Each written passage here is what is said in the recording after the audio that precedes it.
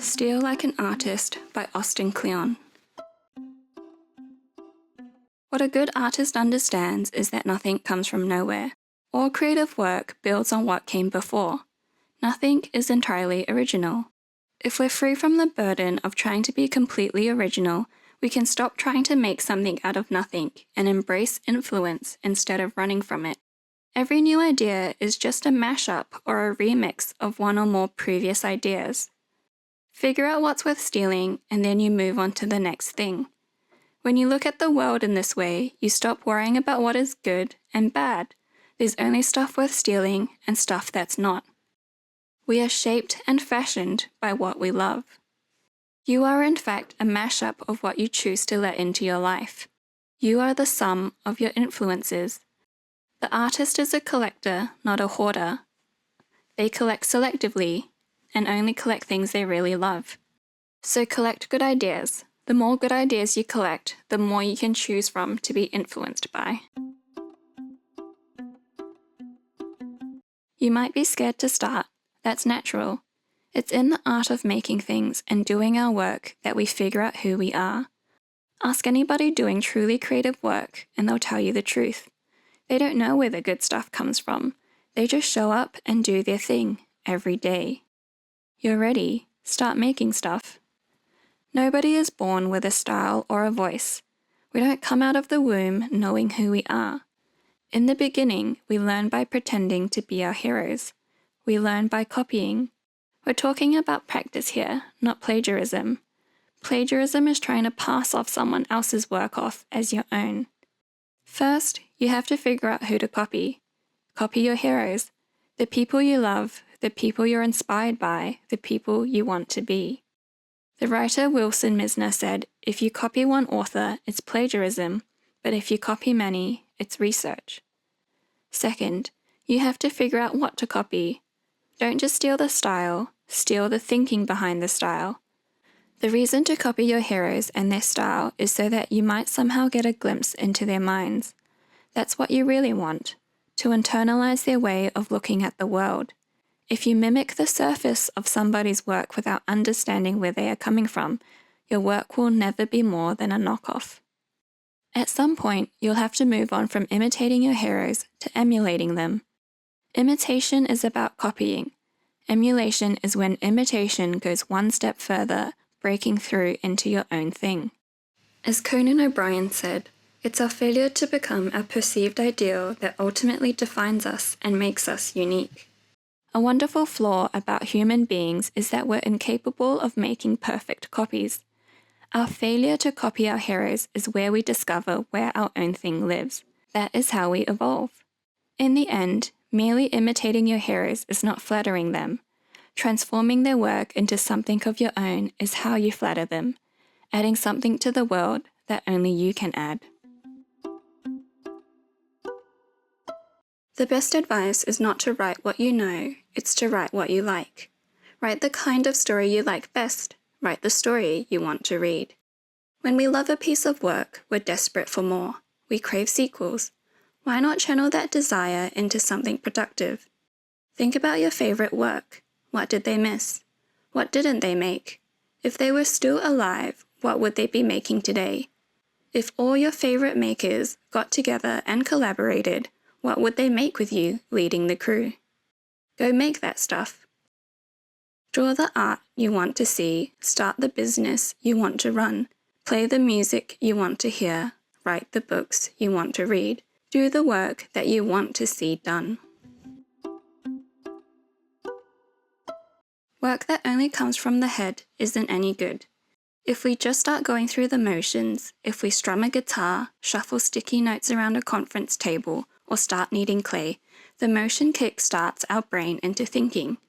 The computer is really good for editing your ideas, and it's really good for getting your ideas ready for publishing out into the world, but it's not really good for generating ideas. There are too many opportunities to hit the delete key. The computer brings out the uptight perfectionist in us. We start editing ideas before we have them. Remember to play and experiment first before you use the computer to execute and publish.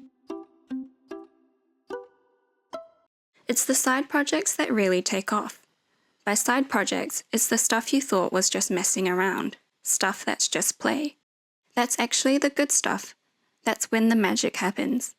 It can be a good idea to have a lot of projects going on at once so you can bounce between them.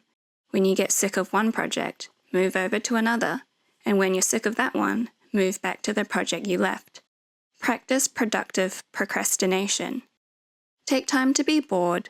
Creative people need time to just sit around and do nothing. Take time to mess around. Get lost. Wander. You never know where it's going to lead you. If you have 2 or 3 passions, don't feel like you have to pick and choose between them. Don't discard. Keep all your passions in your life. The thing is, you can cut off a couple of passions and only focus on one, but after a while, you'll start to feel phantom limb pain. Don't throw any of yourself away. Don't worry about the grand scheme of a unified vision of your work. What unifies your work is the fact that you made it. One day you will look back and it will all make sense. In the beginning, obscurity is good. There's no pressure when you're unknown.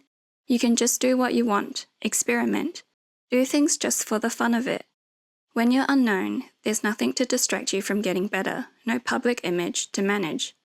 You'll never get that freedom back again once people start paying attention, and especially not once they start paying money. Enjoy your obscurity while it lasts. Use it. One not-so-secret formula for becoming known is do good work and share it with people. It's a 2-step process. Step 1, do good work. It is going to be hard, there are no shortcuts. Make stuff every day and know you're going to get stuck for a while. You'll fail and get better. Step 2, share it with people. It's very simple. Put your stuff on the internet. The more open you are to sharing your passions, the closer people will feel to your work. Most websites and blogs show posts in reverse chronological order, so you're only as good as your last post. This keeps you on your toes, keeps you thinking about what you can post next. Having a container can inspire us to fill it. Find people on the internet who love the same thing as you and connect with them. Share things with them. You don't have to live anywhere other than the place you are to start connecting with the world you want to be in. If you feel stuck somewhere, if you're too young or too old or too broke, or if you're somehow tied down to a place, take heart. There's a community of people out there you can connect with. In the meantime, if you're not into the world you live in, you can build your own world around you. Surround yourself with books you love, tape things up on the wall, create your own world. Distance and difference are the secret tonic of creativity. When we get home, home is still the same, but something in our mind has been changed, and that changes everything. Your brain gets too comfortable in your everyday surroundings. You need to make it uncomfortable. You need to spend time in another land, among people that do things differently from you. Travel makes the world look new, and when the world looks new, our brains work harder. It helps to live around interesting people, and not necessarily people who do what you do. You have to find a place that feeds you, creatively, socially, spiritually, and literally. Make friends, ignore enemies. The best way to vanquish your enemies on the internet? Ignore them. The best way to make friends on the internet? Say nice things about them. Stand next to the talent. You're only going to be as good as the people you surround yourself with. In the digital space, that means following the best people online. The people who are smarter than you, the people who are doing really interesting work. Pay attention to what they're talking about, what they're doing, what they're listening to. Validation is for parking. You can't go looking for validation from external sources. Once you put your work into the world, you have no control over the way people will react to it. Ironically, really good work often appears effortless. People will say, "Why didn't I think of that?" They won't see the years of toil and sweat that went into it. Not everybody will get it. People will misinterpret you and what you do. They might even call you names. So get comfortable with being misunderstood, disparaged, or ignored. The trick is to be too busy doing your work to care. It takes a lot of energy to be creative. You don't have energy if you waste it on other stuff. Establishing and keeping a routine can be even more important than having a lot of time. Inertia is the death of creativity. You have to stay in the groove. Get yourself a calendar. Amassing a body of work or building a career is a lot about the slow accumulation of little bits of effort over time. Writing a page each day doesn't seem like much, but do it for 365 days and you will have enough to fill a novel. A calendar helps you plan work, gives you concrete goals, and keeps you on track. Keep a logbook.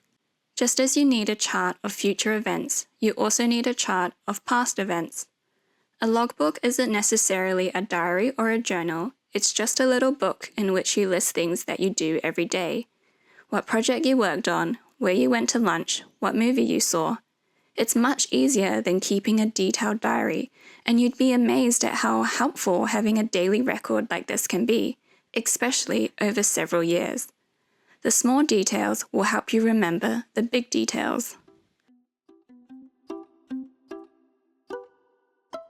The way to get over creative block is to simply place some constraints on yourself. It seems contradictory, but when it comes to creative work, limitations mean freedom. Write a song on your lunch break, paint a painting with only one color, shoot a movie with your phone and a few of your friends. Don't make excuses for not working. Make things with the time, space, and materials you have right now. The right constraints can lead to your very best work. A good example, Dr. Seuss wrote The Cat in the Hat with only 236 different words, so his editor bet him he couldn't write a book with only 50 different words. Dr. Seuss came back and won the bet with Green Eggs and Ham, one of the best-selling children's books of all time.